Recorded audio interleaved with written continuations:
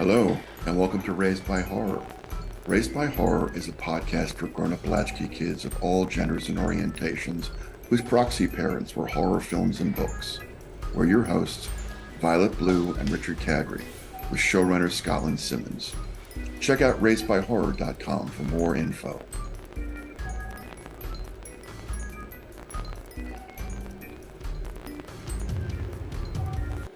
Hello, welcome to the show. Welcome to Raised by Horror. We are your hosts. I'm Violet Blue. That's Richard And I'm Cadry. Richard Cagri. We have our showrunner, Scotland Simons. Hi. And hello. And we're here to talk about horror books, horror films, and just the general concept of horror, why it inspires us, why it excites us, why it teaches us things, why it scares us, and why it makes us want to talk about it. So, and I want to put forward too that we are going to talk about a lot of films and books and TV from an all gender, all orientation perspective. We have some pretty good boundaries about horror for ourselves. For instance, we don't like films that have animal harm in them, so you won't find us talking about that very much, if at all. And spoiler alert, we are going to talk about a lot of spoilers. Mm-hmm. So if you don't want spoilers for any of the films that we're talking about, you're definitely going to want to fast forward or maybe skip parts of the show. And if you want to see what films we're talking about, you can visit our website, raisedbyhorror.com, and you'll find a post for each one of the shows that has a list of the films that we talk about. So you can protect yourself from spoilers that way.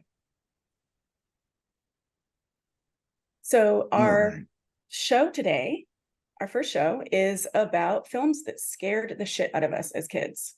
And I think everybody has that memory, these memories, right, of these films that we saw when we were young or maybe too young to be seeing these films. And they just left us with scenes in our heads or feelings or vibes. And I don't know, Richard and I were both just really drawn to kind of like explore that topic. Mm-hmm. I did my damnedest to not watch anything scary because I'm just for full explanation, like I am not a horror movie aficionado, nor am I very good at watching horror films. So yeah, there's that. So everything I find terrifying. Just to add to that topic. So everything here is going to be brand new to you. You have no idea who Well, we're some going to of be talking it. about. Yeah. I think there's a lot of things that people consider horror movies or are classified as horror movies, and I never really considered them a horror movie. Like Ash versus the Evil Dead, I don't really consider a horror movie. That's a comedy to me. Yeah. It's very much a comedy. Yeah. And I like vampire stuff, and I don't really consider that horror, I guess. It's confusing. Actually, what is horror? What do you qualify as horror? Like, Richard has to answer that one. Well, that's something I've been thinking about for a while now. And the difference between, I think it's the difference between frightening and fascinating. I think for me, what I've come to is that horror is essentially an experience of awe, however you define awe. An awe that kind of shakes you in some primal way that can cause a fight or flight reaction. It could be a monster that you can't explain, or something as unearthly and beautiful as the Cenobites in Hellraiser. And in the case of something that far out of your experience, I also think there's a kind of religious awe that can be part of horror, that primal fear we were taught as children, where there was something so overwhelming. It's sort of Jesus's cosmic horror kind of a thing. So I think for me, there's almost this, from how I was raised, there is almost a weird religious component to horror for me, even if I don't put it in the horror I write. But I think one of the things that always amused me about Hellraiser in particular is Cenobite is in fact a word for priests in a close religious order. Oh. So the idea of, which is perfect for Clive Barker, sex, religion, awe, all that stuff. So for me, it what I really love about horror is when it takes me someplace that makes me feel like I'm standing at the edge of the abyss. I I like that. agree. What, Yeah. okay, for the uninitiated, then, what could you describe what a Cenobite is for those who may not know, so we can paint this like vivid picture of horror?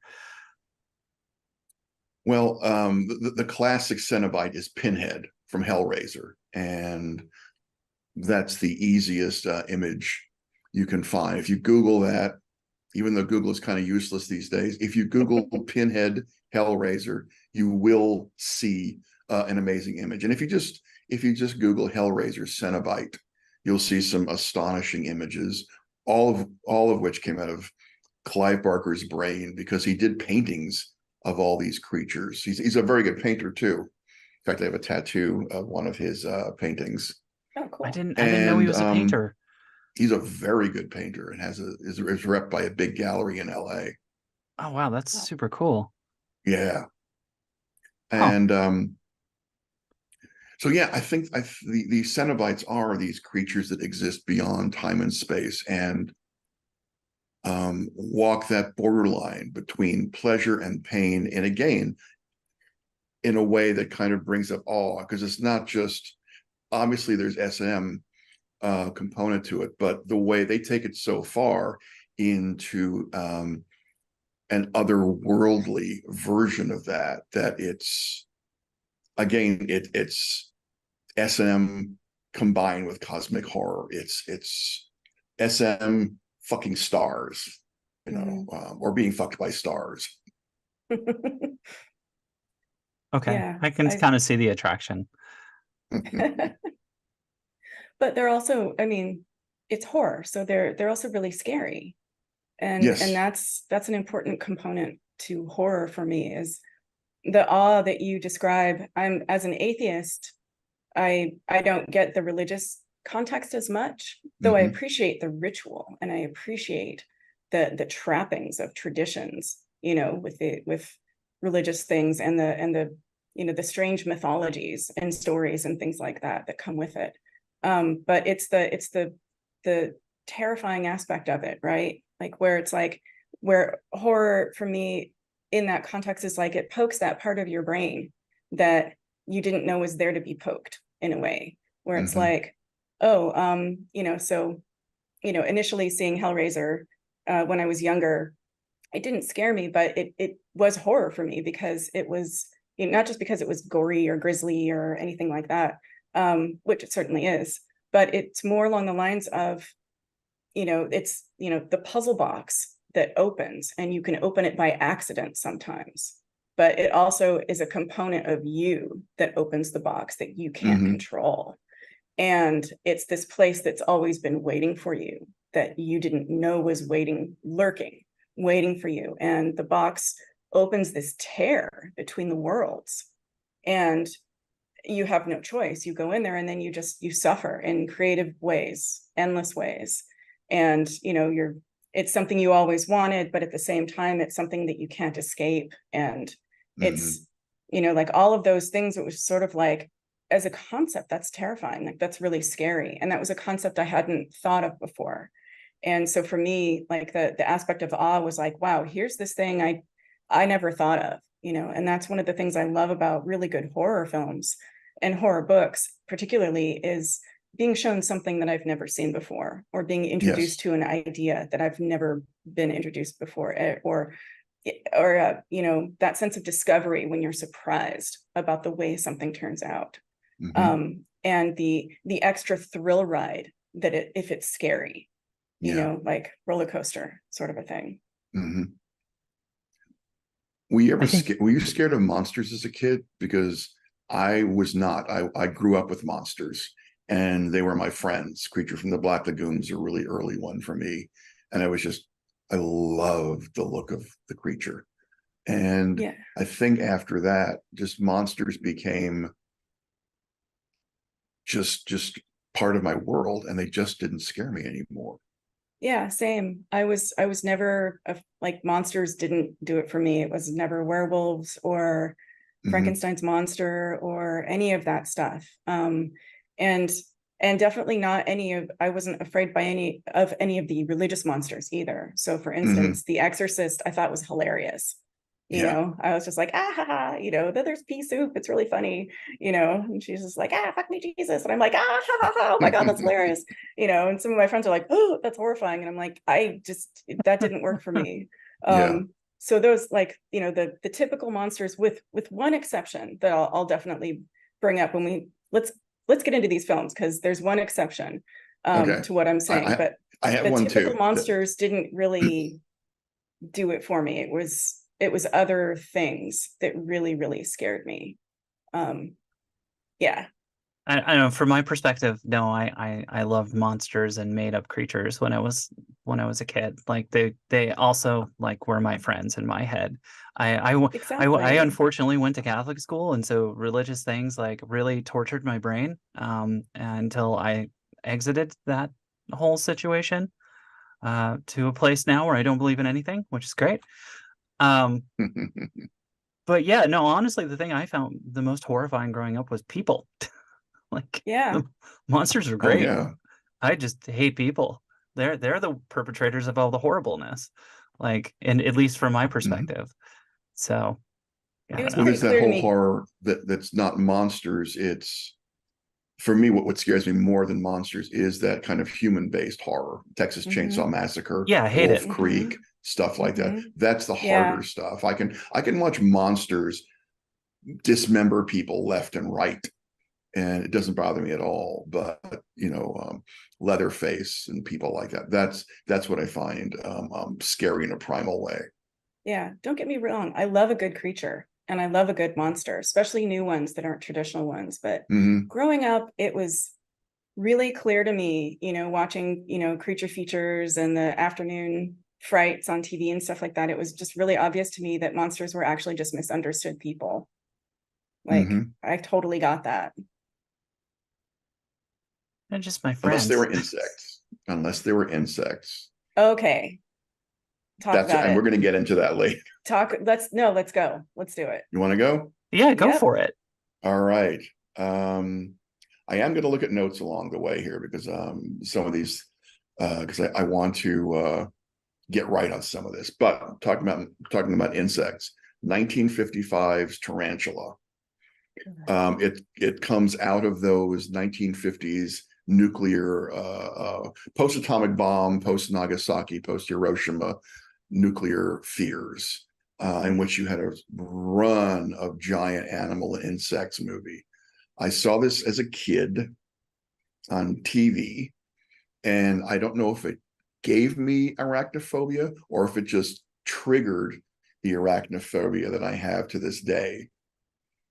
It starred John Agar, who was sort of the king of the B movies, and apparently incredibly an annoying human because he really thought he was because he was king of the B movies. He really thought he was a major movie star and drove everyone mad. And another thing I like about the movie is it also stars Leo G. Carroll as a mad scientist. And again, as a child growing up in New York, when I was young, New York had a lot of TV stations, and they showed the whole history of television and movies. So I could watch a current TV show, and then the next thing on is Groucho Marx's TV quiz show from the 50s. So all of these things existed in one time continuum for me. So Leo G. Carroll, the crazy scientist, was also Topper in a comedy TV series from the 50s about a very stuffy man is haunted by two charming ghosts. And so I only knew Leo G. Carroll as a comedy guy.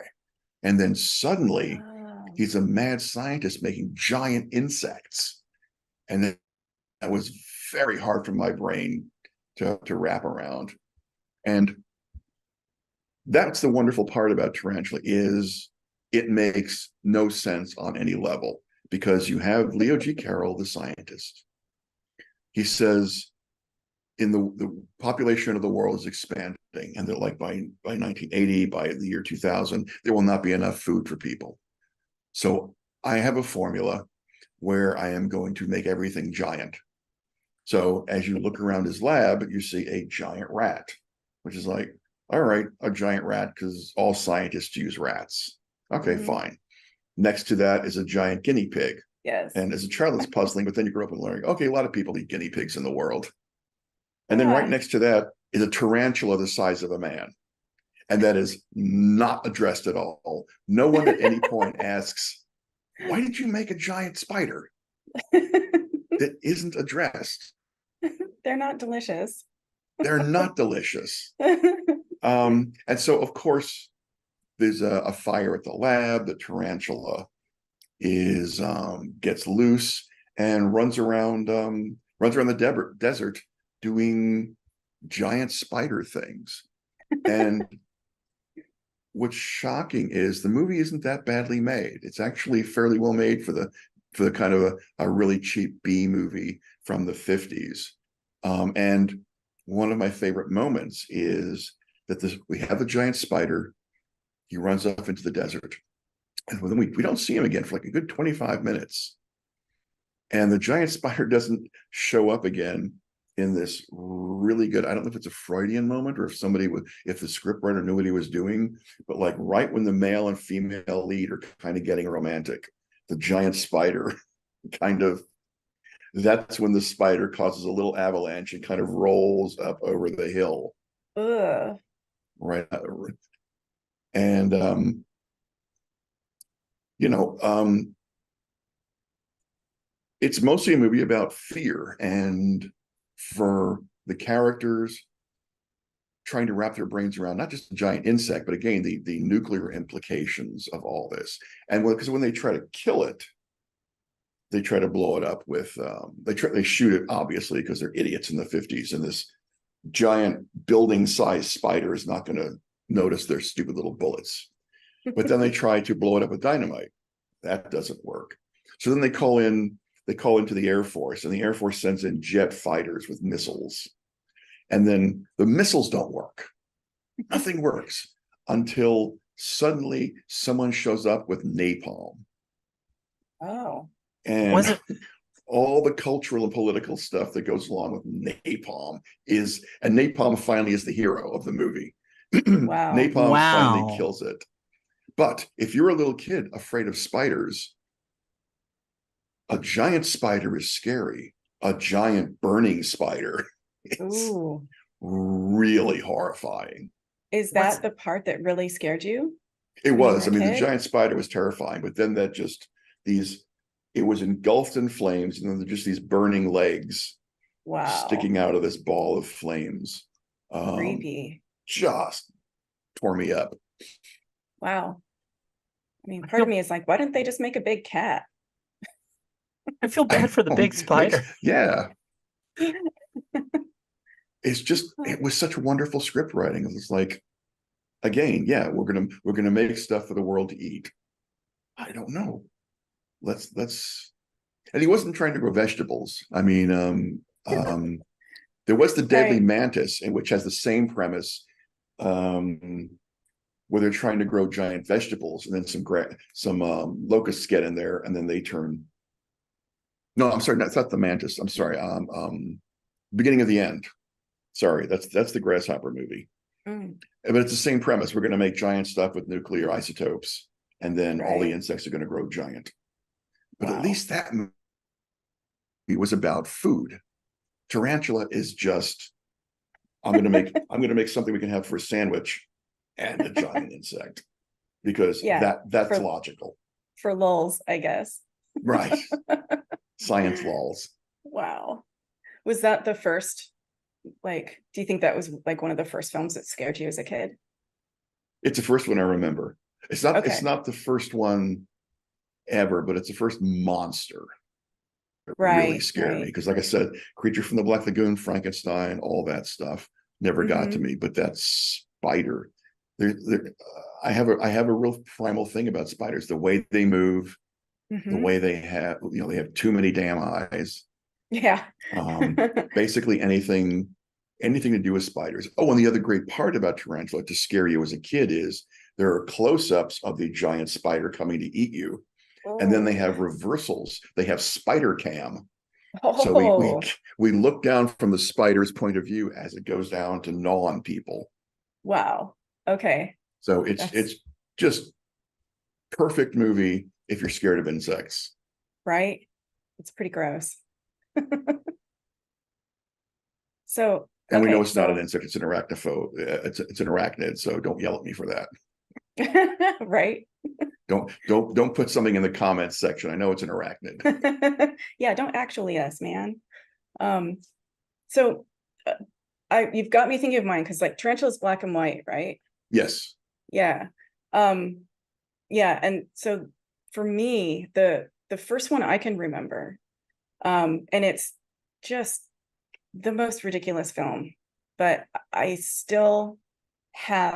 still see it in my head, like the scenes that terrified me as a child. And that's the thing about films that scare you as a kid, like that there's always like a moment that sticks with you, Mm-hmm. like that you can just recall. And I mean, and going back over and thinking about this and talking about it is like, I'm definitely, learned some things about myself, but also I'm just like, wow, it's really interesting that that's what really tripped that switch for me.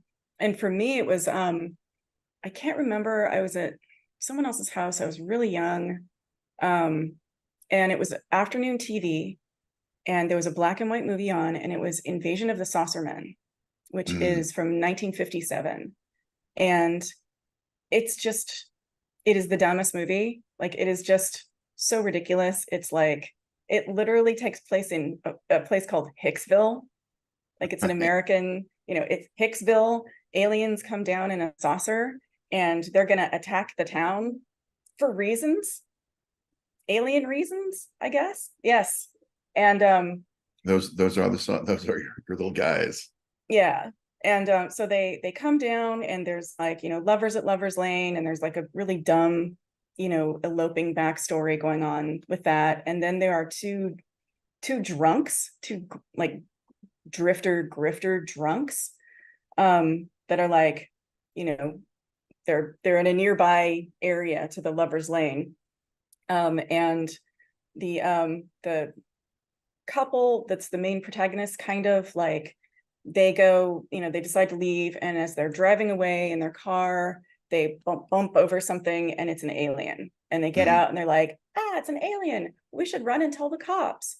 And the two grifter dudes come over, and they're like, ooh, an alien, we can make some money off this, like, let's sell this alien. And I think one of the guys leaves, and Joe stays. And Joe, interestingly enough, played by Frank Gorshin, who then went on to be the Riddler. Oh, It's like one yes. of his earliest roles, and he looks like he's 12 years old. And still just super cute. I love him so much.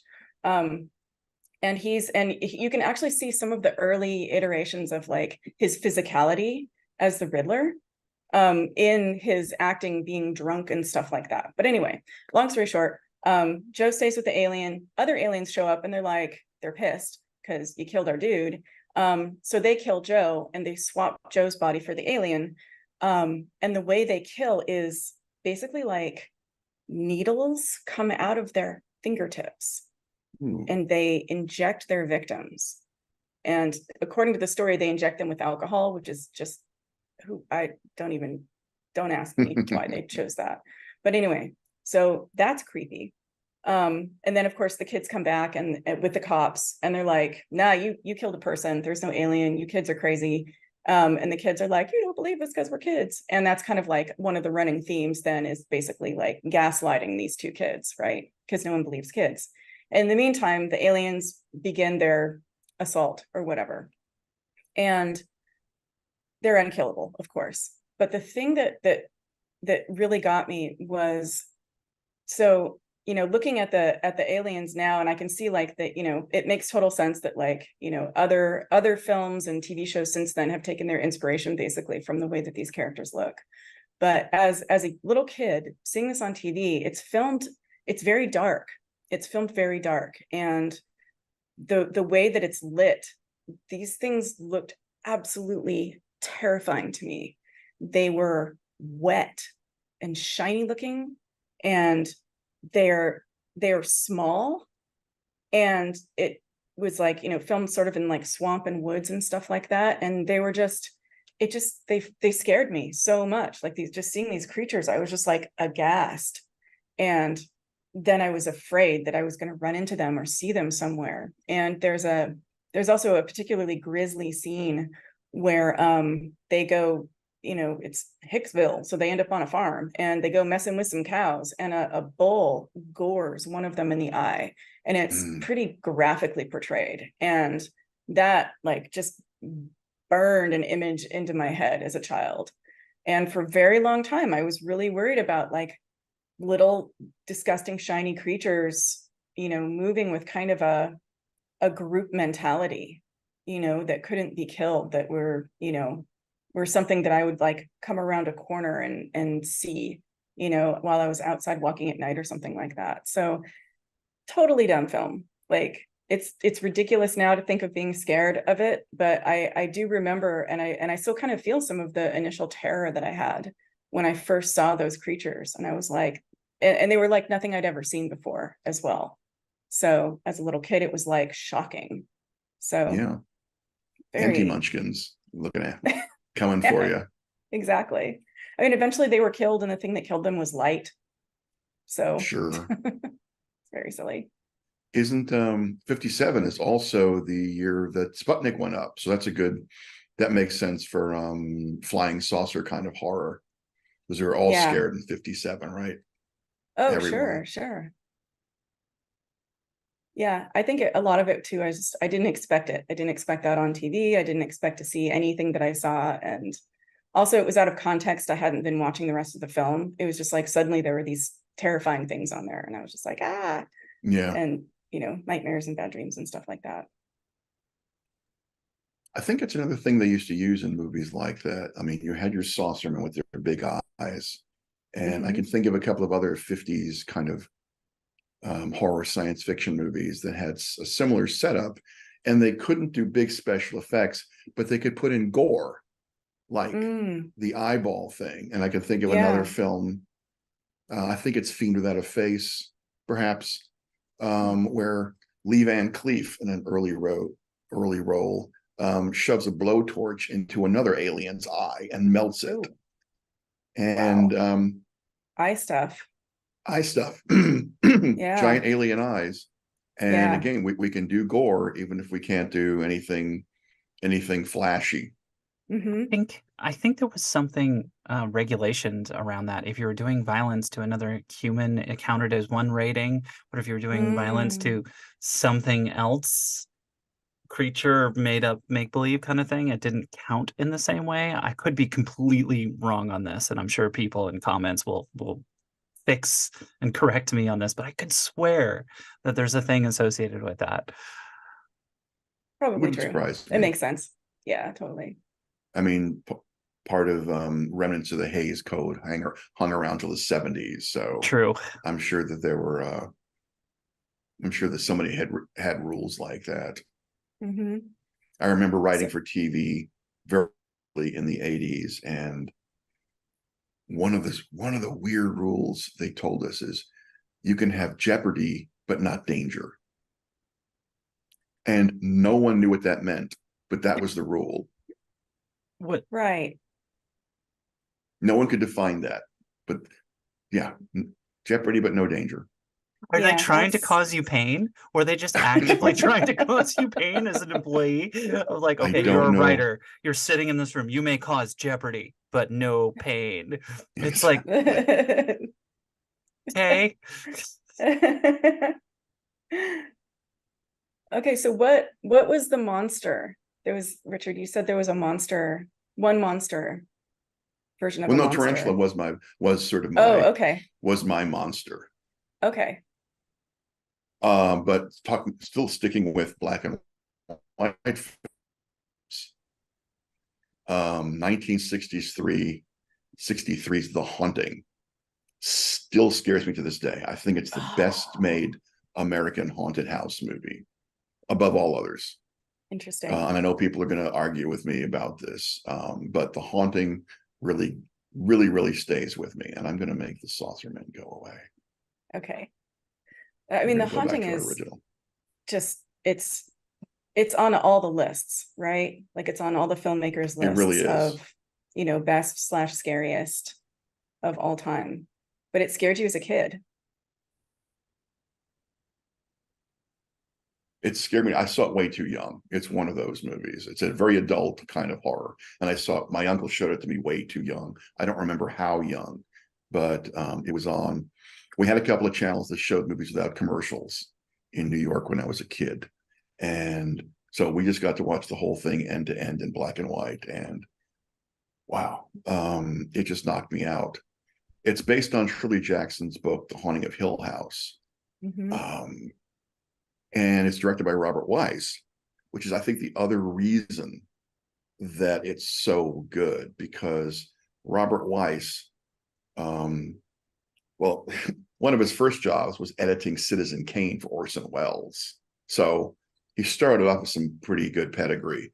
He also directed Yeah. huge musicals like West Side Story and Sound of Music, and won Academy Awards for both. Wow. But he also directed The Day the Earth Stood Still. So he knew his way around weird films. The setup of The Haunting is Dr. Markway, Dr. John Markway, who rents Hill House. And he has an interest in the supernatural. And what he wants to do is he's bringing people there, people with some experience of the supernatural, bring them there to document the house, and see if he can actually prove the existence of ghosts. And he brings a small group with him.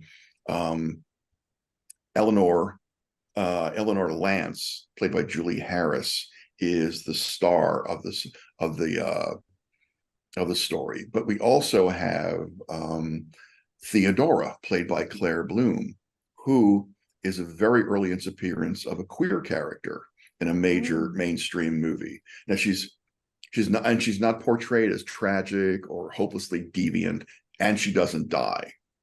Nice. It is, nothing's ever explicit. It's early 60s, 63. So everything is very heavily coded.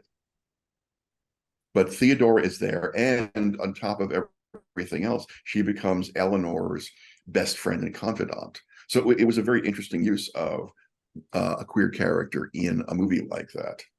Mm-hmm. So the house is extremely haunted. It was built by a horrible man named Hugh Crane about 90 years earlier, who abused and dominated his family psychologically, religiously, physically, and left this horrible aura in the house. So Hugh Crane's spirit is definitely in there one way or another. And what's great about the supernatural aspects is it's one of those movies where everything is done with light, shadow, and sound, except for one moment. And that's the moment that I remember from my childhood that made me want to run away, and still makes my breath catch in my throat now. There's a scene in which, after a lot of scary stuff has happened, the whole group are huddled in the library together. And they're trying to figure out, well, are we going to stay in here? Are we going to go back out? And something happens, and they know there's something outside the door. And so they're all just standing there. The door handle rattles a little bit, but it doesn't open. And then the door begins to breathe, like the lungs of the house. The door pushes in for a breath, pushes back for a breath, pushes in for a breath, pushes out for a breath. And you can just feel Hugh Crane, the horrible old man, outside the door, just breathing heavily and leering at everybody inside. And it still gets to me to this day. It's one of my favorite horror moments. It's an incredible description of that scene too. I mean, it's just because you get this sense that he is the house. Yes, very much. Yeah. And that he's gloating in the fact that they're in him. Mm-hmm. And I I was looking up that film a little bit before our show too, and I read that the director used an experimental camera for that he had to sign a waiver for because it had a warped like flaws in the lens. Yeah. And that, I mean, it had to have added to it. I don't specifically call anything like that, but Well, the visuals all the way through are really spectacular, and they are very subtle. So you wouldn't notice anything like in one particular shot, okay. oh, this is the shot where the crazy stuff is happening. He's a much more Right. subtle director than that, but he knew what he was doing. Like Kubrick, so we knew, like, if I use this one lens at this one moment, it's going to create an effect that nothing Right. else can. Yeah. Yeah. I mean, yeah, that's the kind of scene that sticks with you as a child, right? Mhm. Like forever. Oh yeah. And it's funny that you mentioned that, because not just that scene, but just the entire theme of the haunting, because one of my scariest films as a child is The Legend of Hell House, which is from 1973. And I mean, absolutely hands down, like one of the scariest films I saw as a kid, and even still, it gets to me today. But and it's commonly confused with The Yes. Haunting, and Yes. so are the books, because The Legend of Hell House is based on Richard Matheson's book Hell House, which is also confused with Shirley Jackson's book a lot. And don't even try to Google this film, because Google won't return results for this film. It only returns results for The Haunting. It's so messed up. Oh, that's interesting.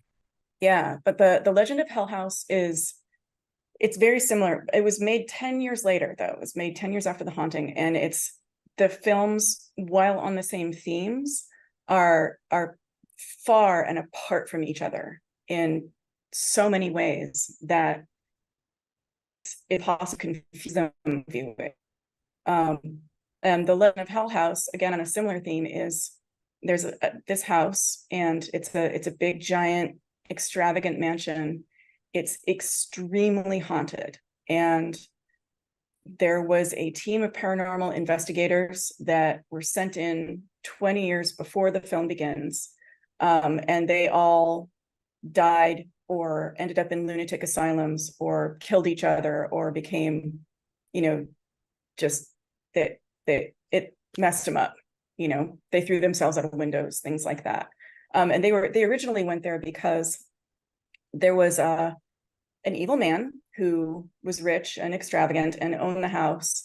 And he was he was sadistic. He was into BDSM. It was a sex party and torture kind of a scene. People there, who, when family members showed up, discovered that everyone in the house was dead, except for the man who owned the house, the rich guy, Belasco, and it was the Belasco house. So paranormal investigators went in there, everybody died, only one person got out, and he's in a new team of paranormal investigators that have been hired by someone who's wealthy, who I believe now has possession of the house, is hiring them to go in and find out what's going on and clear it out if there's something in there. And one of the investigators that's going into the house, kind of the lead investigator, is a man of science.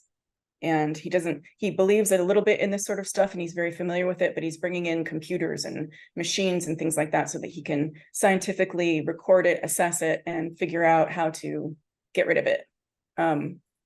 And he brings his wife, and he brings the one man that escaped from the first situation, and that's played by Roddy McDowell, and then a psychic, like a medium, essentially, a character named Florence Tanner.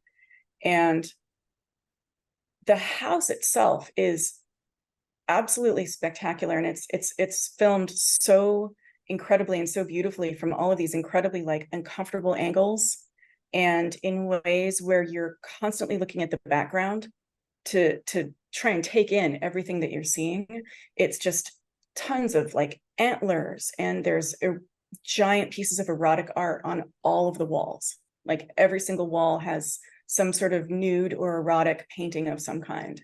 And there are statues everywhere. So it's just something is like always watching the camera, like a statue's always watching the camera, or you're watching a scene with just the profile of a satyr statue. And so there's this constant feeling of the house never being empty behind them. And it's really, really beautiful. And so they go in, and the premise is, they're going to go in, they're going to do an assessment, and they're already squabbling, they're already fighting. Roddy McDowall's character won't drop his wards. Basically, he's like, this house tried to kill me once. I am not interested. I am just here for the check. Give me that paycheck and I'm out of here. I am not playing. And Florence Tanner, she's the young, pretty medium, and she's very religious. She's, got crosses, and she's like, very like, God gave me this gift of being able to spirit this whole thing. And she clashed with the science very early on, and he gaslights her constantly, and he belittles her. And so he puts her in this position of needing to constantly prove herself, right? And as things progress, the rift between them grows and enhances what happens. And so finally, Florence Tanner is like, I'm going to do a sitting. Let's do a sitting. You want to test me? Let's do a sitting. I'll channel someone. Come on, let's go. So they sit down, and they, the candles and the whole thing, and they start basically doing a seance, and he's recording with all of his instruments and stuff like that. Roddy McDowall is just like, well, it's nothing to do with it. And she starts channeling ectoplasm out of her fingers. And this is the beginning of this film starting to like truly scare me as a child, because I grew up in an atheist household.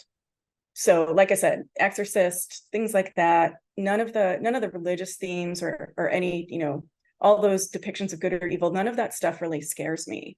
But if you want to scare an atheist, make it about something that isn't any of that stuff. And this is particularly about someone taking possession of a body in a way that isn't religious, in a way that's much less able to understand, much less able to control.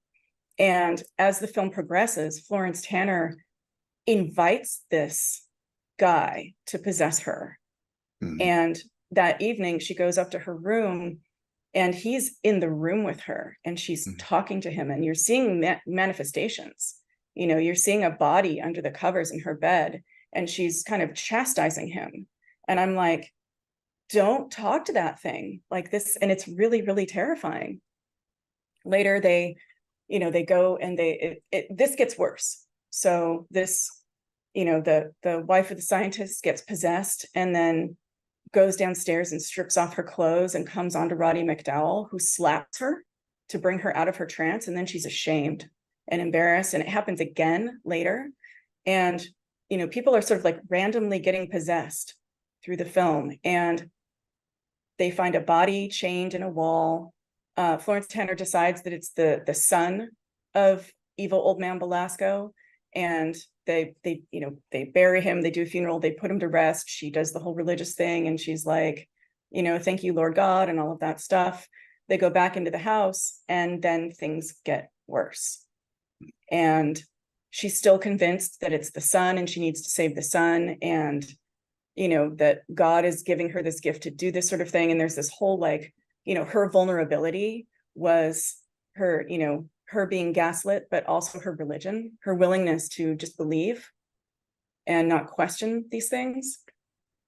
And she eventually acquiesces to this ghost, and he basically has really sadistic sex with her, and then possesses her body. And Roddy McDowall, like, here's it going on. They all run. They're like banging on the door. She opens the door and has the most insane smile on her face that it's giving me goosebumps to think of right now. And Roddy McDowall sits with her through the night to keep an eye on her. And she gets up in the morning, and she's still got that same deranged smile on her face. And she's covered in cuts and all of this. And you're just like, oh God, this is, yeah. And she's going in and out of speaking in the ghost's voice while she's doing it. And it's these are long shots too. These aren't edited shots. This is, you're watching these absolutely incredible performances from these actors that are just playing it. And yeah, that film truly scary, truly frightening. And we find out at the end that it was just one ghost all along, making everyone think it was a bunch of different ghosts, and it was evil old man Belasco, who had, so they do a clearing. The scientist runs the machine to clear the house. They go out, they come back, Roddy McDowall drops his wards, and he's like, everything is clear. And then we find out it's not clear. Yeah. Belasco murders the scientist, and Roddy McDowall goes into the chapel where Florence Tanner has been killed. She's impaled by this giant crucifix. This giant Jesus falls on her and killed her. And she wrote a message in her blood as well. And in the book, I went back and read the book as a child, and it's just, it's all full of sex. Like she did not necessarily die from just the cross falling on her. Let me just put it that way. She was impaled with something else.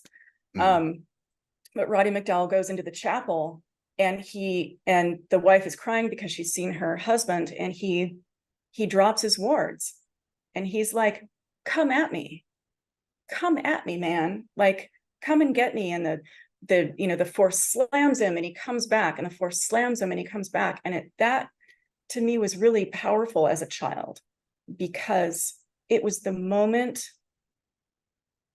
that he triumphed over futility, if that makes sense. Sure. Because there's an element when horror doesn't work for me. One of the things that doesn't work in horror is when it's all about futility, the futility of existence. Give up, it's too powerful, or everything turns out bad, in a not noir way.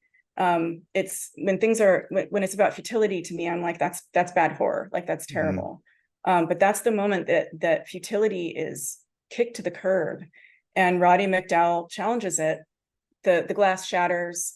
They go through a secret hole in the chapel, and they go into this lead-lined room with the perfectly preserved corpse of Belasco. And the lead-lined room was what prevented the machine from getting in there and clearing his spirit out. And Roddy McDowall stabs the corpse, rips open the pants, and you see that he actually was one of the things about him that was so scary, the Belasco guy, was that he was so tall. He was like 6'5" or something like that. And Roddy McDowall discovers that he had his own legs amputated and had longer prosthetics put on. And then that was basically his vulnerability, like his weakness, was that he wasn't tall enough. He was a little man. It kind of reminds you of like Trump wearing lifts in his shoes and stuff like that, right? It's that, beyond toxic masculinity of needing to be taller than everyone else to prove the gender thing. Anyway, so they go and they turn on the machine, they clear the house. They're like, let's hope, the spirits of our dead friends can guide his spirit. And then this cat that's been around throughout the film is sitting outside the house. And like, as they're leaving, I'm like, oh no, that's Belasco. He's gonna be fine. He's gonna be fine. So anyway, I know that was a long description of that film, but it's one of the scariest ones that I've seen. And yeah, it's just beautifully shot, beautifully acted, and just really powerful. And everything about it really scared little atheist kid me, Yeah, it sounds like it. That's great. Yeah. And Matheson wrote the screenplay. Like, he adapted it himself, which I think is kind of interesting. But it turns out he had been doing that for a while anyway. He worked with Roger Corman, and he worked with Hammer Studios for a while. He adapted Fritz Leiber work, and he adapted the works of Poe into screenplays and things like that. So it was really, you could feel how tight it was done in terms of like storytelling and making everything effective. So anyway, that sounds still great. Scary. Like, now I kind of want to watch that. It's so good. I've never seen it. It's good. And it's effective in the way that it's like, you never know what time it is. Mm, like a timestamp will come up on the bottom of the screen, and it's like the background I have right now, it always looks like it's that time, whatever okay. that time is. So you're just, yeah, it's effective on so many levels, but whoo, boy, did it scare me as a kid. It sounds like a weird version of adjacent to folk horror in a way, Yeah, which yeah. is interesting to me because the British in the 60s and 70s liked taking ghosts and throwing them against technology, Mm. because you have your computer there. But I'm also thinking of the stone tapes in which there is this haunted building. They realize it's haunted, and then they bring in all their computers to try and deal with it and see Yeah. if they can clear the place. And then you have Ghost Watch, which was a television broadcast. And if it's not the inspiration for Conjuring 2, that big movie, if they didn't pay Ghost Watch a lot of money, they ripped it off. So I'm just saying there's a lot of stuff that's the same. And basically, but Ghost Watch is in fact a live television broadcast from a haunted house by a very skeptical group of people. Mm. It was the And so you have, OG Ghost Hunters. I remember this actually. yeah, Wow. Awesome. and it gets that collision of ghosts, kind of folk horror elements that then leak into the technology itself. So I'm not going to say what happens in Ghost Watch, but it's very. I'd recommend both the Stone Tapes and Ghost Watch if you like Okay. Hell House. Yeah. I mean, it's Legend of Hell House is also very different from Hell House LLC. Oh yeah. So, it's, yeah, there's a lot of versions of this for sure. But Hmm. this one and The Haunting, I think, are definitely top of the game. It's just interesting Yeah. that both of those really scared us as kids. Hmm. And both of them have that element too, that also I find as compelling as I do still kind of scary, the idea that the house is alive, Yes, very you know, much. that the house is the ghost. Hmm. I love Absolutely. that. Yeah. All right, what's another one that got you? Well, Scotland mentioned vampires earlier, so I'm going to Yes. talk Eh? about The Horror of Dracula from 1958. And also you mentioned Hammer Films. Yeah, This is Hammer yeah. Films' first big Dracula movie. Eventually Hammer remade a lot of the old Universal monster movies. They did Dracula, they did Frankenstein, they did The Mummy. The big thing about Horror of Dracula was that it wasn't Bela Lugosi, it was Christopher Lee who played Dracula. Oh I God. never found Lugosi scary, or he's supposed to be seductive too. I never found Lugosi either one of those things. I found him a complete bore. And I know it was the 1930s, Sacrilege. when Oh, I think it was 31 when they heretic. did Dracula. But the standards of seductiveness haven't changed that much To be fair, over the years. Christopher Lee did a good job, Super hot. right? Yeah, Yeah. 100%. And that's the difference. Lugosi, for better or worse, played Dracula as this seductive aristocrat, Mhm. whereas Christopher Lee played him as an animal, played him as a Yes. wolf. He was Yeah. pure physicality. God, he was.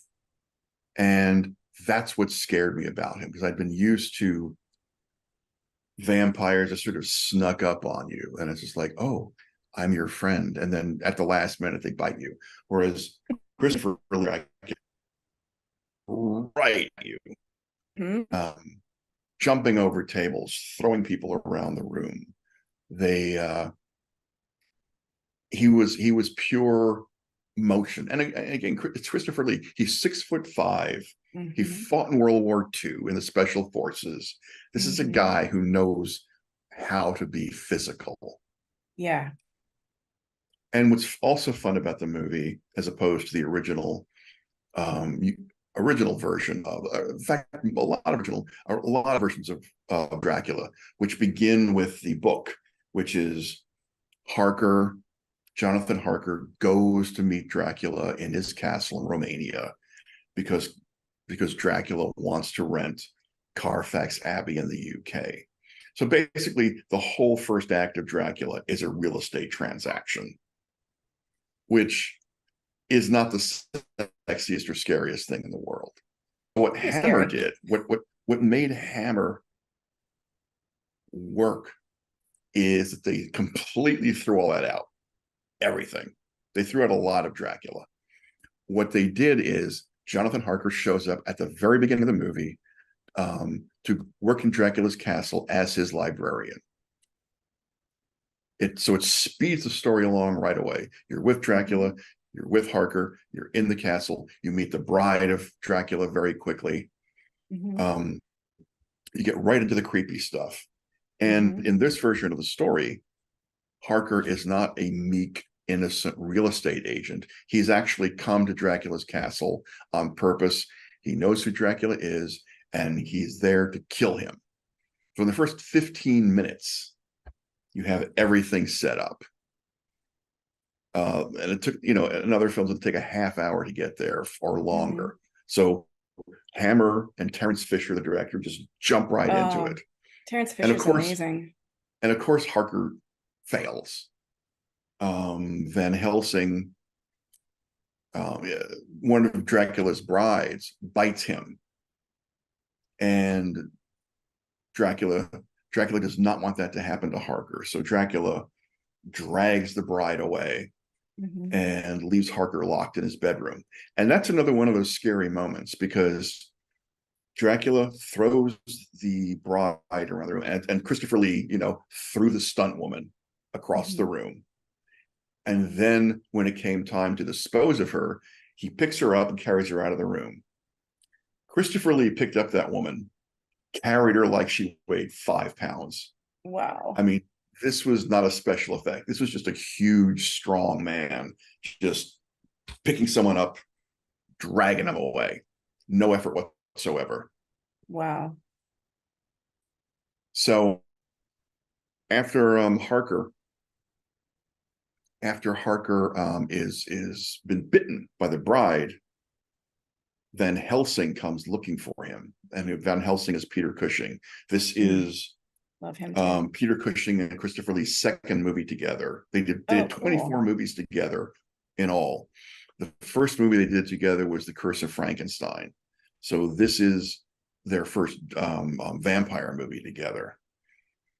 And from this point on, the moment Van Helsing shows up, then we really start mixing together Hammer Dracula versus Bram Stoker's Dracula. And it's all in the service of moving this story along, making it physical, making it scary. And the key to the whole thing is Christopher Lee. Mhm. And he scared me to death. There was no way to kill the guy. Van Helsing finally does the traditional thing where he rips open the curtains in the morning when they're fighting and manages to burn Dracula to death. But Mhm. he sort of wins by a technicality, because if it wasn't daylight, there was no way Van Helsing could possibly have overcome Dracula. And in fact, he didn't really, because Dracula shows up 5 more times in other movies, all the way up to, I think 1972 was the last one. But Oh, wow. Christopher Lee comes at you like a freight train with teeth, and he never lets up. And Peter Cushing is very good in playing Van Helsing almost as a Sherlock Holmes figure, a very, very Mhm. thoughtful, studious man who's there on a mission. He could be, well, in fact, they did do a Hound of the Baskervilles together, Lee and Cushing. Mhm. And this is almost a dry run for Cushing, playing a detective like that. So someone who grew up with, quiet, so-called seductive vampires, to see this animal, and the movie was in color as opposed to a lot of other vampire things I'd seen. Certainly all the early Lugosi, really all the old Universal Draculas that I'd seen, all the different people that played Dracula. When Christopher Lee opens his mouth and shows you his fangs, there's blood, red blood dripping there, and it has a really visceral effect on me as a kid. Well, and that scene too, I remember he had, like, they must have, I don't know if they used contacts or what, but his eyes were red as well. Yes, like they were, he hated that. Extremely Lee, bloodshot. Lee But hated that when they had to give him the red eyes. But it made him look like he was just bursting with blood, like he was engorged because he had drank so much of it or something. And that's, I mean, I totally get why that's scary, right? Like that's terrifying. And the physicality that you talk about with him, and the animalistic fury that he imparted into the role when there were no lines, when he had no lines, even made him frightening, just absolutely frightening. And yeah, he's just there's even one scene too where I can't remember, it's one of the wives he's seducing, she's still human, and he leans into her, and the way the camera angle, the camera's like right behind her, so he sort of leans into her and you see her kind of recoil a little bit, and then he puts his nose and he sniffs and rubs all around her face, and it's just for a second, but you're like, oh wow, he just it's he's the wolf, he's yeah, he's gonna exactly. So did you want to take a break, Scotland? Yeah, I was gonna say, well, why don't we pause here for a moment and give our Okay. brains time to gel on all of this lovely information, and allow ourselves to have some water, quick little break, and then we'll come back.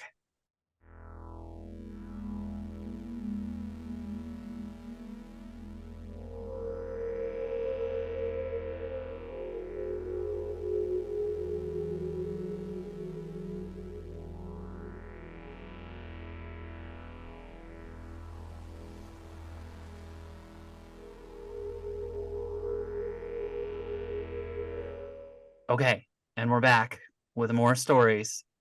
Take it away, Violet. All right. So it's perfect, actually, Richard, that you mentioned Horror of Dracula, because I mean, as far as like classic monsters and classic films go, like I too have a vampire film that scared the crap out of me as a child, and I saw it on TV. It was Salem's Lot, 1979. And it was the I can't remember if I saw the whole miniseries or if I saw the shortened version of it, which was the miniseries edited down to the film. But it's so campy now, like when you go back and look at it. But I think everyone is going to remember the first time they saw the scene of the kid in the window. Yeah. And if you know, you know. It's so Salem's Lot is based on a Stephen King story, and essentially it's about a writer who goes back to his hometown. I'm just super shorthand version of this. Goes back to his hometown, and before you know it, everyone's dying of anemia. We basically, like, vampire has invaded, an evil vampire has invaded, and they show up to they're like antiquers or something, like they open an antique store. They're like awesome gay older vampires, I hope. I'm just making that up, but basically it's like these two male vampires show up, they open an antique store, we only see one of the antiquers, the other one arrives in a box full of dirt, essentially. But the townspeople don't really know that, and before you know it, the scary vampire, who's sort of a Nosferatu style vampire, is converting people into vampires, like, and particularly like it does a lot of things that were kind of taboo, I believe, and still are, where, for instance, the evil, scary monster vampire breaks into a house and kills this kid's parents, and then abducts the child and turns the child into a vampire. And then the child goes and turns another child into a vampire. And like, those are the kind of things, like, usually, you know, in TV movies and things like that, like, kids are off limits generally, right? So this was something I hadn't seen at that point. But it was just, the way that it was filmed was really not like anything I'd seen before. It sort of like lulls you in, even though it's kind of cheesy. The guy who played the main protagonist was one of the guys from Starsky and Hutch, so he's really like, you know, hairy chest, you know, white guy, good guy kind of a thing. But it has a feeling to it, like a really intense feeling to it that is inescapable in a lot of the shots, the exterior shots, the interior shots. So it's not necessarily even about the action or the activity, but it's the dread of the film. The whole thing is just, it's this dread-soaked story. And when you finally get to the point of the little boy protagonist in bed, and his friend shows up at the window, now a vampire, completely pale, and is at the glass, wakes him up and is at the glass and saying, and smiling and saying, "Let me in." And he's kind of floating around. And that scene, for all of the reasons I've described, is so scary. And it scared me so badly as a child. And that, coupled with the monster vampire having broken into a house and killing the parents, all coupled with the denouement of the story, which ends up in a house where really bad things happen. So once again, we have this theme of a house feeling possessed, right? Scared me so much as a kid that, like, I would be scared that vampire was going to come in my house at night, and I would sleep. I would turn on my electric blanket and I would bunch it up around my neck when I slept, so that if he tried to bite me, he'd get electrocuted. Like, that was, you know, child logic for vampire prevention.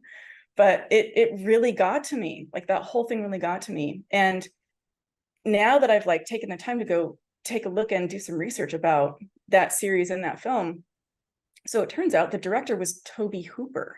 Yes. It was originally supposed to be George Romero.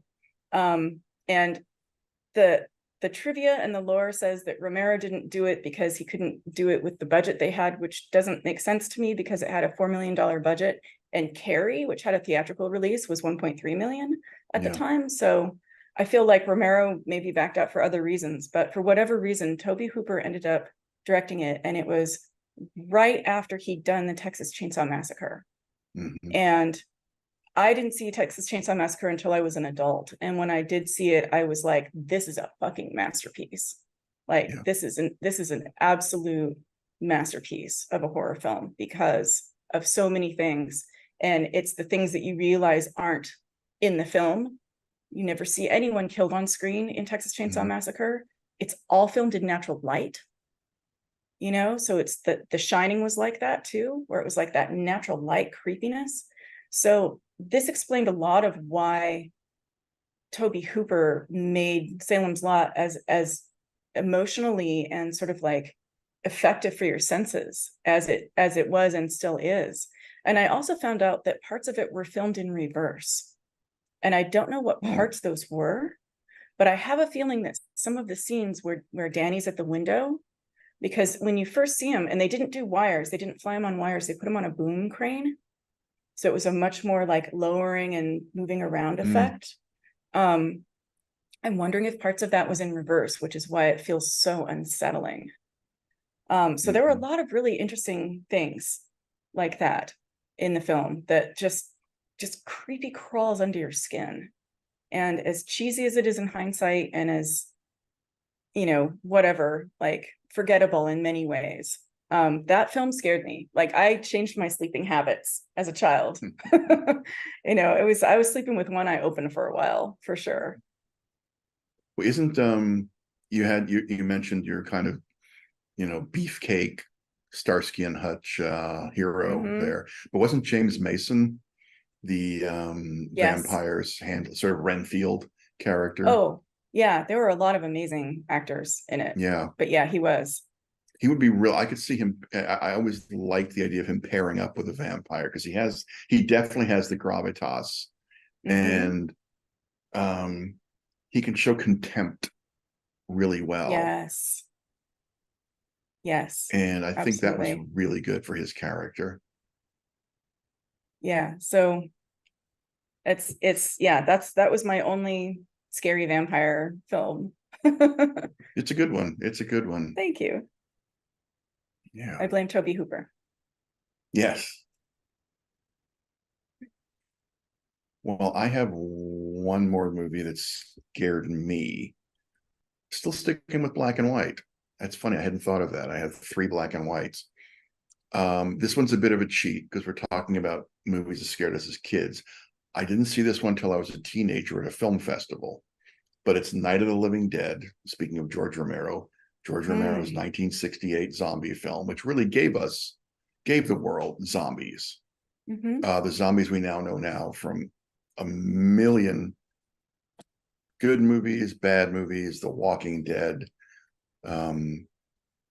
That was Romero in Night of the Living Dead. And I probably don't have to go into real details for the kind of people that want to watch this show, but I'll do a real quick one. We open with Johnny and Barbara going to a rural cemetery to put flowers on their father's grave. Neither of them wants to be there, so they bicker along the way. When they get to the cemetery, they're attacked by a strange man, old man, who moves stiffly and as if there's something wrong with him. And he attacks Barbara. Johnny rescues her, but he falls and cracks his head and dies on a tombstone. The old man pursues Barbara through the countryside to an old deserted farmhouse where she and a collection of strangers hold up as they're besieged by an army of the dead. And that's the whole movie. Mhm. It's a brilliant setup for an incredibly low budget film. It's just one location, about 6 real actors, and then a whole bunch of volunteers and locals who wanted to play zombies surrounding the house. And that's it. What set it apart, I think, for films in '68, it's the first appearance of the zombies, of a creature so awful that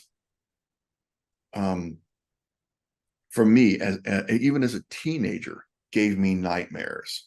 The fact that these slow, shambling things that look like you could knock them over, they are mad for human flesh. And that realization in that very first movie horrified me.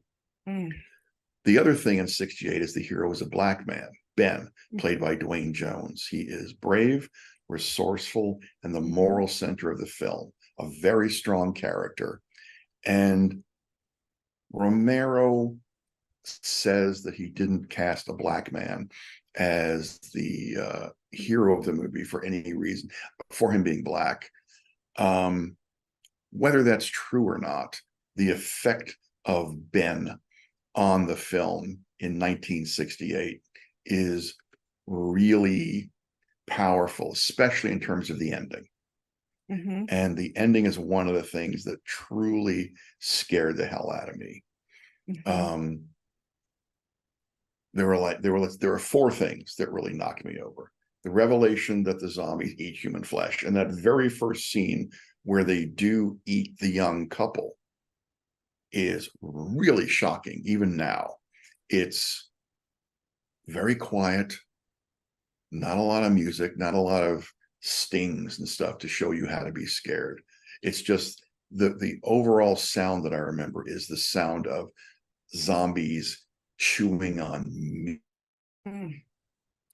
The other thing that scared the hell out of me was Helen Cooper's death. Helen Cooper is part of an older couple that they find in the house. Their 12-year-old daughter, Karen, was bitten by a zombie and is in a coma in the basement. Now, this is the first Right. zombie movie, so we don't know the rules of of zombieism. Right. That if you're bitten, even if you're scratched, perhaps you're gonna turn. So Mhm. during the climax of the film, during the big zombie attack at the end, Helen retreats to the basement where Karen is theoretically still lying in a coma, but Karen is up now as the undead, and she stabs her mother to death with a garden trowel in a truly nasty and bloody attack, again with great sound by Romero. And what's It's great so is effective. it's this little girl in a flowery dress just murdering her mom mercilessly. The two other things that got to me were Barbara's death, because Barbara, while she's been very scared and almost comatose for a lot of the movie, finally comes to her senses at the end during the zombie attack and tries to hold the door against the zombies to try and save everybody. And the zombies finally overpower her.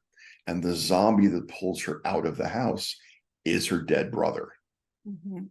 And that just horrified me. It's emotional. It's a very emotional moment. Mhm. Again, 1968, you can't trust anyone, even your family. Yeah. And And then, certainly of not the course, authorities. exactly. And that leads us to the ending, which Mhm. is where Ben is murdered by white zombie hunters who were brought together by the local sheriff. His death is not heroic. It is quick and shocking. He is Mhm. simply there. He looks out the window when the zombies have gone. He survived the night in the zombie house. He hears people outside, and is the locals who are cleaning up and killing the local zombies. And he looks out the window. They see a face, and they just shoot him.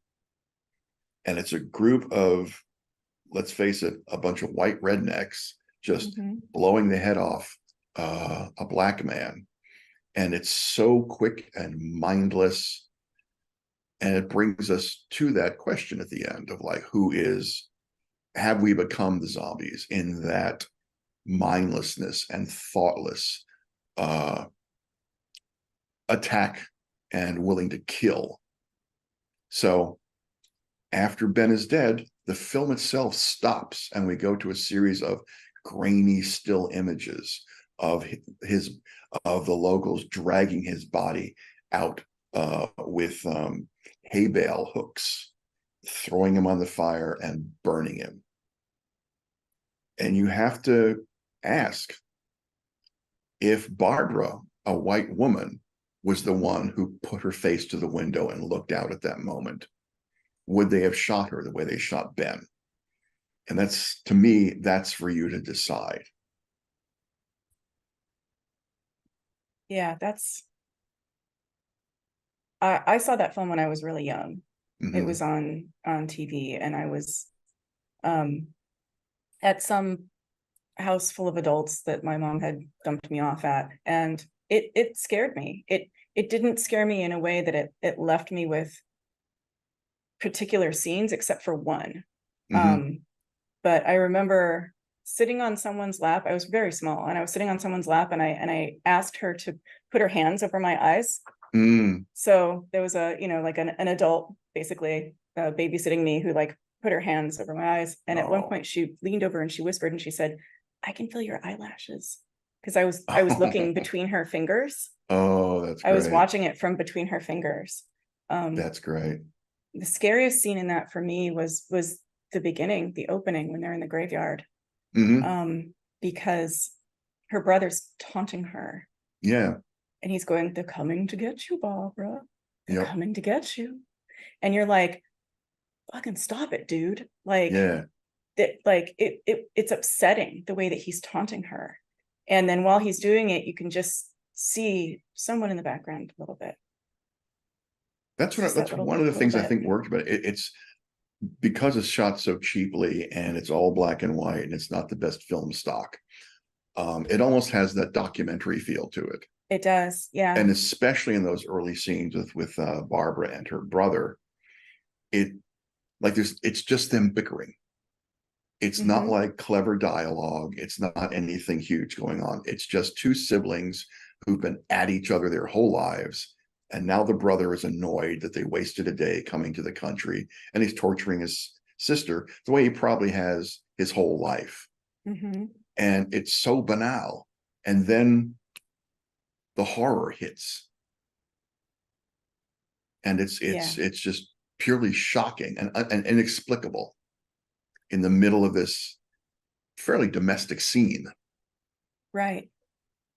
Well, and there's again there's that sense of awe you were talking about, where you're just like shocked and going, wow, what is this abyss I'm standing in front of now? You know, this world and these concepts. That I'm going to use that as my segue to talk about one more film, which had a very similar effect in a way on me that just scared me on many levels as a kid. And that was the 1978 remake of Invasion of the Body Snatchers, which was on TV and just takes place in San Francisco. And, you know, I grew up in San Francisco, so it was very effective for me because I recognized all the places, you know, or most of the places that they were in for like exterior shots and things like that. But that one particularly, there were so many aspects of that really terrified me. The plot essentially is that spores or germs or something from space drift down to Earth. It's just happenstance, right? It just happens. And they take over people's bodies. And the way that they do it is they do it when people are asleep. And the films opens with essentially like people complaining about how their relatives just don't seem the same. You know, how people just seem weird and different and kind of changed. And that eventually turns into people who fall asleep next to this certain type of basically an alien plant. While they're sleeping, the alien plant makes an exact copy of them. And that exact copy of them is sort of part of this spore hive mind, essentially, that operates as one, that operates in concert. And its whole goal is to just make more. And, you know, for me, it was also like my first real body horror film, because there's the scenes, they eventually do show you what happens with the transformation while they're next to these, you know, spore plants. And it's disgusting. It's really grisly and gooey, and they're covered with like strands of like hair, like follicles or something. And there's one scene in particular where, and this is the one that's got, you know, Jeff Goldblum and Donald Sutherland in it. And Jeff Goldblum plays the kind of like sexy guy, and he goes to see his girlfriend or friend who works at a massage parlor as a masseuse, not a red light district massage parlor. And he falls asleep on the table, and then I can't remember exactly because it's been a while since I've seen it, but I do remember he wakes up and he has a bloody nose and he's really out of it. And he feels something's really wrong with him. And they go into, the masseuse lady is like, there shouldn't be anyone in here. Who's that? And they go into the table next to him, pull back the sheet, and it's a malformed, partially formed version of him. And up until this point, the two main female characters have been trying to warn the men, right? Like Donald Sutherland plays this journalist, I believe, and he's, you know, would normally the kind of protagonist where you would be like, he's going to get to the bottom of things, kind of a protagonist. But the women this whole time are like, no, something's really wrong. Like we're seeing some weird stuff. And it's this whole like prolonged period of gaslighting, and the element of essentially like spores taking over people's bodies and the way that they operated sort of in concert like a hive mind, and that eventually nowhere was safe for the few remaining people left who hadn't been basically consumed by whatever this was. It's very, there's a Last of Us vibe to it, right? You know, Mhm. where it's like spores in Last of Us, spores create zombies essentially. And, you know, it's the cordyceps, a bit of the cordyceps kind of a thing where the host or the bug or the spore takes over the body, and then it becomes a zombie body, and they all think as one, they all act as one, they all feel as one. And that to me as a child was absolutely terrifying. The idea that it was like an invading sort of like a pathogen as well really frightened me. The idea that this, you know, and knowing what I knew about science and stars and cosmos and everything growing up as a kid, the randomness of it drifting over Earth like that made total sense to me. Mhm. You know, I believe that, you know, that's yeah, that could happen. I could see that in a way. And by the time we get to the end, you know, and Leonard Nimoy, of course, is in it, and he plays this amazing character. He plays the exact kind of like eccentric dude from Marin that you would expect to see during those days, you know, and he's a confidant of the protagonist, Donald Sutherland, you know, and who then gets transformed as well. Mhm. And we're by the time we're getting to the conclusion of the film, you know, we're seeing that they're loading these pods onto trucks. There's, you know, this one's going to Sausalito, like that sort of a thing is happening. Like they're essentially just taking over everything, right? They're colonizing the planet. And, you know, we're down to just a couple of protagonists left, and everybody kind of splinters off. And we don't know what has happened to everyone necessarily. And it's that final scene of the film Mhm. that no one can forget, that is so scary and so terrifying. And it's just one moment of acting. It's not a jump scare. It's not blood. It's not anything like that. It's that one of the remaining people who hasn't been transformed has been hiding, have been essentially replaced by these pods.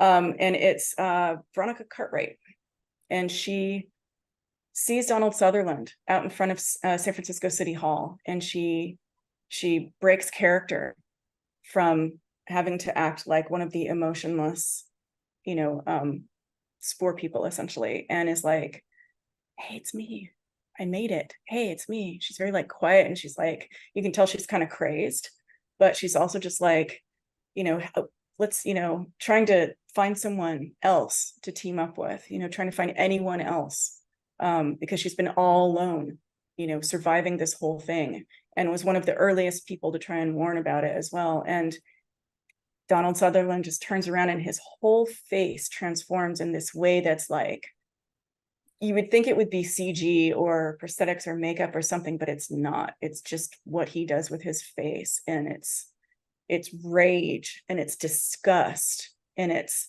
hatred, and he just points at her and screams, and that's it. And that was one of the scariest things I'd ever seen in my entire life, was just that moment of realizing that he had been turned, he was turning her in, but just the way, just the hatred and the vitriol with the way he outed her was just Mhm. like paralyzingly scary to me.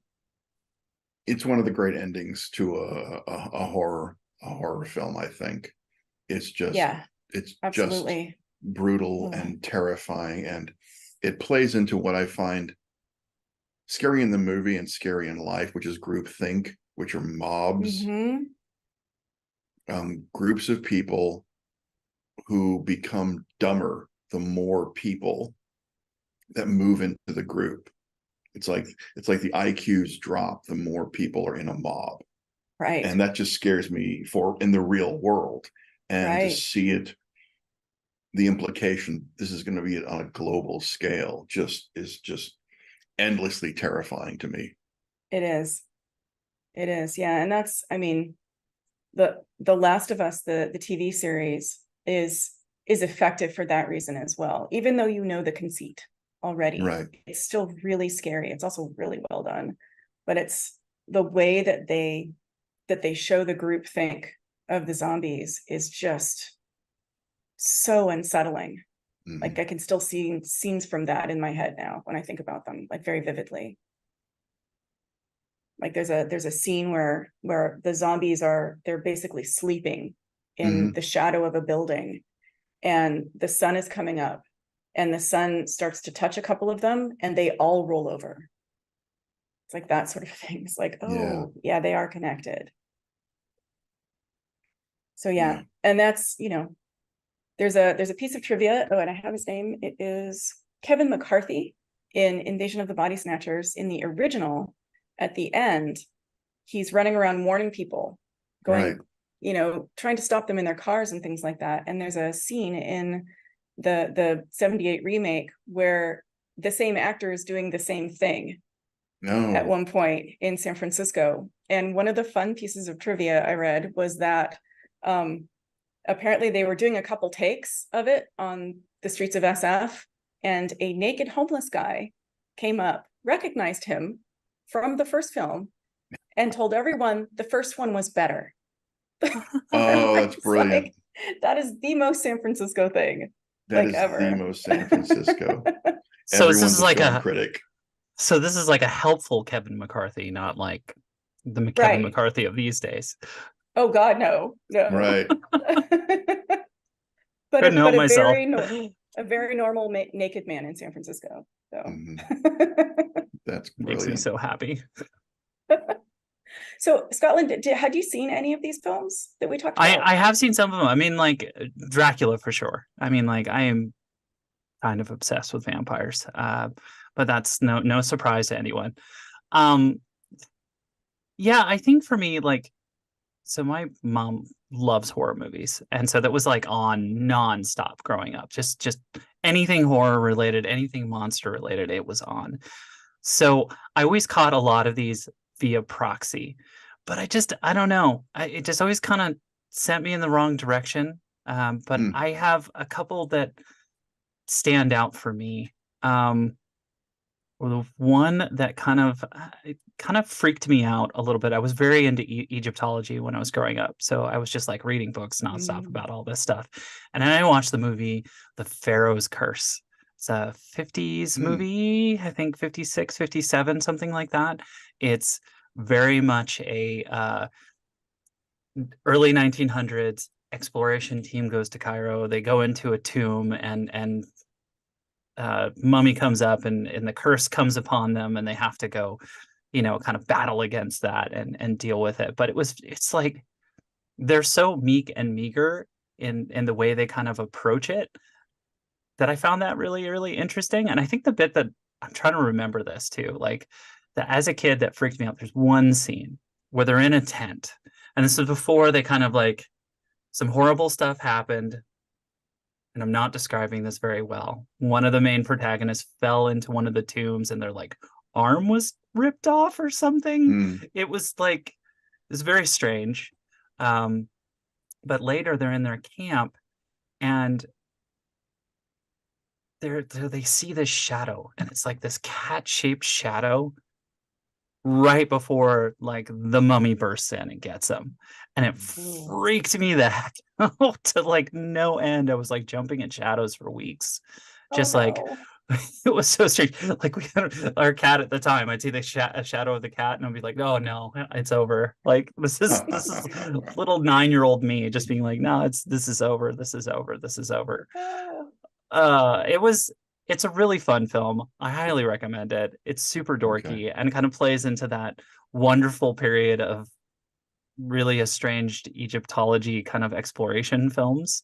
But I think the one that really got me, that one that really kind of gave me a lot of horror like vibes and a lot of just really unsettling, as Andromeda Strain, like the original one from 1969 or something.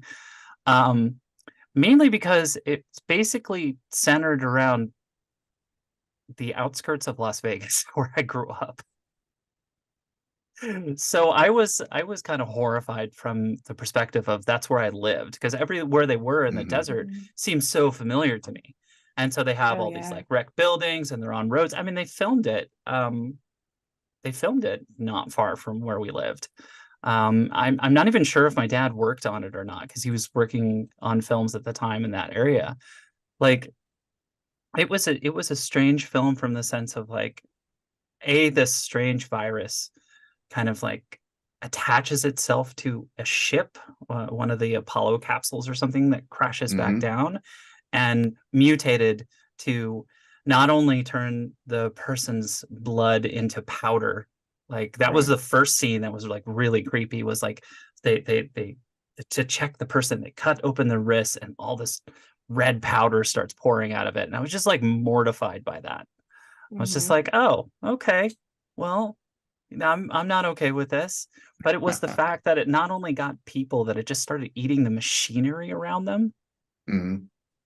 and they're trying to deal with it in this bunker that has a nuclear detonation sense to it, as a safety precaution. And it was just all this like play on time. There's so much play on time. They're battling against the time of how much they had in that location versus the nuclear kind of like uh, protocol cleanup thing that was on a timer, and how much oxygen they had. Like it was always this time factor.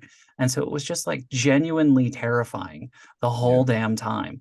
Like just Hmm. sitting there going like, oh my gosh, can this stop? And I'm was probably way too young to be consuming whatever themes were happening on that. And from then on out, like when I would go out and play, because there weren't many places to play in the desert, you'd be in the sand and be like, oh, well, I'm really freaked out by this now. Like, is there a bunker over here? Is this going to happen? And like, this was not long before the original Gulf War stuff was happening. So there's military stuff going on nonstop. So it was just like genuinely traumatizing.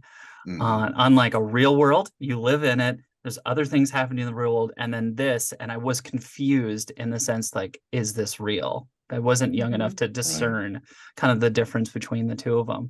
And so that one was like my genuine, like, just really messed me up for a long time. Um, in terms of movie. Now watching it, it's kind of charming in the sense that I'm like, oh, okay. I was really terrified of this. Okay, well, that's interesting. But in my world, um, I tended to kind of attach myself to the really corny, happy, silly things. Like I watched the Munsters religiously. I watched the Addams Family religiously. Wow. Um, when I would watch scary movies, like there were ones like Gremlins, I loved to pieces, like because it was just dorky Hmm. and it just made me so happy. And it wasn't scary to me. It was kind of like, oh, okay, this is kind of fun. And the same thing with like you get into Ghostbusters and stuff like that. I didn't find it scary. I found it kind of charming. Mhm. I don't know. I just kind of attached myself to it. And then when I eventually watched Beetlejuice, I was like, no, I'm here. This is where I live now. I'm just a spooky child. I tend to like movies that are kind of that have some sense of humor to it when it comes to Mhm. horror, um, or scary stuff or anything like that. Just because I don't know, it's feel like it's the only way I can process any of that information. So it's a bit of an That makes interesting sense. different take. I don't seek to scare myself because I feel Mhm. like every day is scary enough. Yeah. So I always kind of like find joy in the kind of like the monsters that exist within these films, and that's kind of what I was pointing at like earlier on in our conversation. Like those monsters are friends to me more emotionally too, in the Mhm. sense of like, oh no no no, I fit in with that category. Like yes, this makes sense to me. I identify with said monsters in this situation. Like makes sense. It works. I'm Mhm. happy here. But Well, Richard yeah, and I seek to scare ourselves. Yes. I'm here to support you in that. I'm here to support you Okay. Right. and live vicariously through you in this. And I will always be this lovely little antitheel that's just gonna be like, but what about the spooky, scary little monster? That's awesome. Can I can we talk about them? Like, Well, I'm Well, curious if we're you've ever oh, seen the original Boris Karloff mummy, if you liked Egyptology. I have, and I loved it. I thought it was great. I think But it's a great movie because it's a monster romance. it's so good. It's so Yeah, sweet. he's just Like, looking for his resurrected girlfriend from 3,000 years ago. right? Like, how can you hate on that? How can you hate Yeah. on that? Or like the ever classic Plan 9 from Outer Space. Love it to Mhm. Oh pieces. yeah. Love it to Yes. pieces. Like, it's phenomenal. I just have an affinity towards the like 50s and 60s kind of like horror films. I just don't think they're great. And Hmm. I've been challenging myself, thanks to you two, to kind of like try and watch some more of these that I always said, nah, I'm not gonna watch that one. And I Right. cannot remember the name of this one I watched recently, but it's a Spanish film or a Portuguese film about a priest who fights the evils of hell and like goes and like battles against. I will find it for next time. It's Okay. phenomenal. It's like 1950s or no, sorry, 1967 or something like that. It's Wow. Hmm. Okay. awesome. Okay. Awesome. Well, That sounds great. Scotland, you are really going to like some of our upcoming episodes I'm into it. because we have a ton of episodes planned. Um, our next episode is going to be sort of a bookend to this episode. It's going to be films that scare the shit out of us now as adults. But also, specifically with you in mind, we have an episode coming up that is films to watch with your friends and loved ones who don't necessarily like horror. Yeah. I'm So, into it. yeah. So we're looking forward to that show and a bunch of other shows. And we're Yes. also looking forward to some horror stuff that's coming up as well. And I want Yeah. to first ask Richard, what kind of things are you looking forward to in terms of horror? Because I know there's some cool stuff coming out pretty soon. Well, David Slade, the director, is a friend of mine, and he has a new movie out called Dark Harvest, which is a bit of folk horror, American folk horror. So I'm really looking forward to that. If you don't know David Slade, he's most known for, I think, the vampire classic 30 Days of Night. Oh, I love that one. Yeah. So his new Oh, movie that just came out is Dark Harvest. I have not seen that yet. I'm Uh, excited. I think you've already seen the other movie I'm looking forward to. Damien Runa, I'm Runya, perhaps his last name, the director and writer of Terrified, has a new movie out, When Evil Lurks. Have you Oh seen my you've seen God. that one, haven't you? I just saw it. Yeah. Yeah. And whoa, just a big whoa. It's a good thing you like French Extreme. Let me put it that way. All right. It is not for all audiences. Like, whoa. No, So well, what I'm you're really looking saying is forward that to shouldn't be my first movie. You should never see that film, Scotland. it. Ever. Like, never, ever, ever, ever. Yeah. It's a lot. Okay. It's just a lot. Oh, I'm I looking know we forward to said that. I know we said we do spoilers on the show, but we don't try to do spoilers with each other. So I'm gonna not spoil it, but I am gonna say that you definitely want to like buckle in for that one. Great. And yeah, have some anti-anxiety medication nearby and Yeah. also some Excellent. things to keep you from barfing. Um, Yes, Scotland. We're gonna be talking about a lot of French films along the way, and you just don't see any French films we mentioned. Just yeah, none of don't them. yeah, Don't we have forget the a French. yeah, we have an episode about extreme horror, French extreme coming up, and that's definitely you're gonna be like, those are the films you write down, some you make sure you never see. But Yes. but this is great for me because like I love the exposure and I love kind of I like the challenge to myself to kind of like consume some of this because I do see the benefit of like kind of getting that vibe and feeling it out and exercising it a little bit. So I'm taking it on as a little bit of a challenge, but I will make a note to not watch those first. Okay. Yes. Is there Yeah. anything else you're looking forward to, Richard? I think you might have beat me to this one too. Appendage. Yes, that is great. Yeah. It surprised the hell out of me. You definitely think it's going to be this one type of horror film and it just goes in a different direction. So It's great. yeah, I think you're really going to dig that one for sure. Cool. How about you? What So are you looking forward to? I'm looking forward to something that I think Scotland might like, actually. Peter Dinklage is the Toxic Avenger, the new Toxic Right. Avenger. Oh, hell yeah. Uh-huh. And Oh, hell it's yeah. not out yet. It just debuted at the end of September, I think at an Austin Film Fest. But it's on the way. It's on the way, and I'm just gonna eat that with a spoon. Like, that is gonna be so much fun for Trauma sure. for life. Like Yeah, 100% trauma for life. totally. And I'm also looking forward to Jordan Peele has a new book that he edited Yes. called Out There Screaming, and it's a collection of Black horror. And I have heard nothing but good things about it. Me Like, too. everyone I've talked to that's read it or even read parts of it are like, this is amazing. And it has N.K. Jemisin in it, Hmm. but I just will read anything they write anyway. So I already know I'm in. But yeah, so that is Yeah. something I'm really looking forward to, like, big time. I'm also looking forward to, did you see the 2022 film Barbarian? Yes. Very good Okay, movie. excellent film, right? Totally Yes. surprising. And just what a wild ride that one is. That's basically the premise is woman rents an Airbnb because she's doing a job interview. Someone else rented the same Airbnb at the same time as her. It's Bill Skarsgård. He's like really hot. But she's really kind of creeped out. And then she finally warms up to him a little bit. Fast forward, fast forward, fast forward.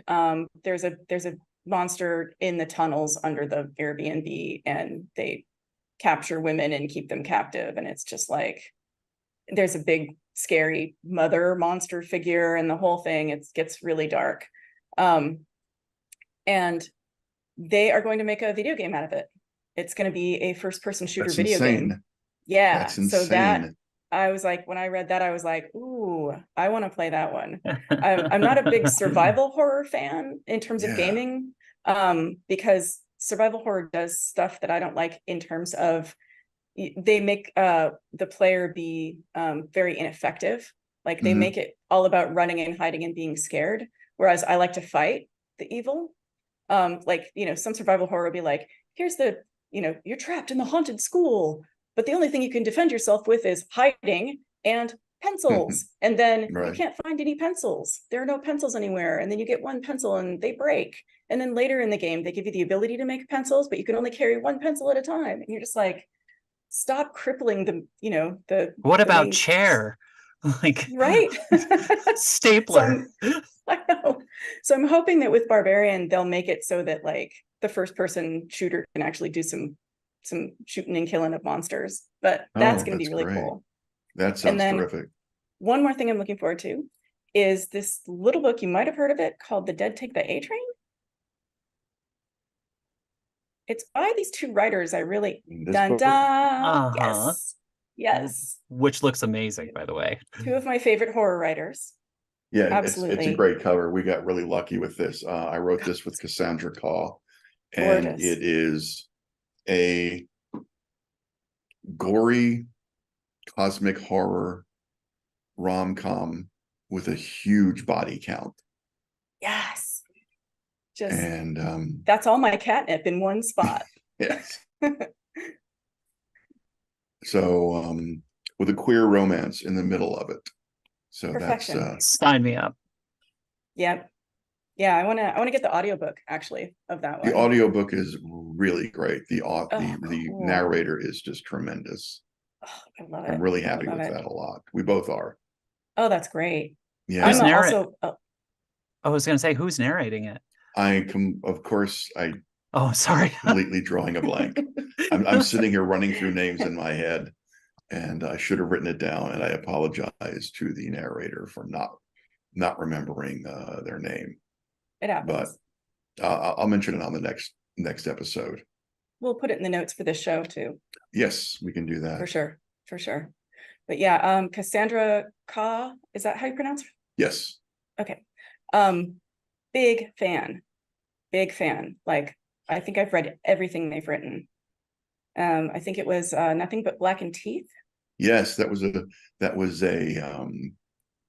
right. That was a really big one. I think that sort of opened them up to a wider audience, so that their newer book that just came out, The Salt Grows Heavy, which is a retelling of The Little Mermaid in a very beautiful, gory way, is Awesome. really, really kind of a big hit, I think. Oh my So I'm it's a tremendous book, and it's okay. a There's another novella, thing. so it doesn't take you a million years to read.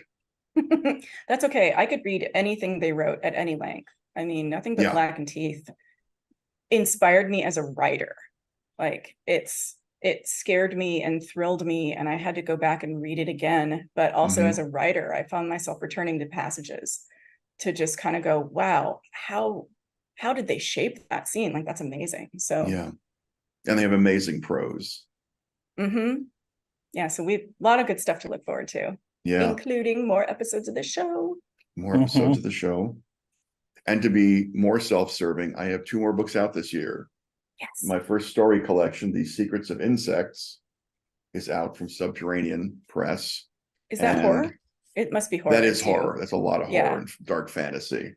awesome. And I have one more book. I'm sorry to put all this on, which I promise I won't keep doing this. I'm just going to do You this better on this keep doing show. this. I love it.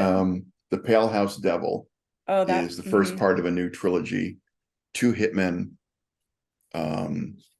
one alive and one is dead, who are used to killing things, meet a cosmic horror that is not alive or dead, and they have to figure out how to deal with it. I love this. That's rad. Yeah, that's going to be a lot of fun. Yeah, I hope so. I think so.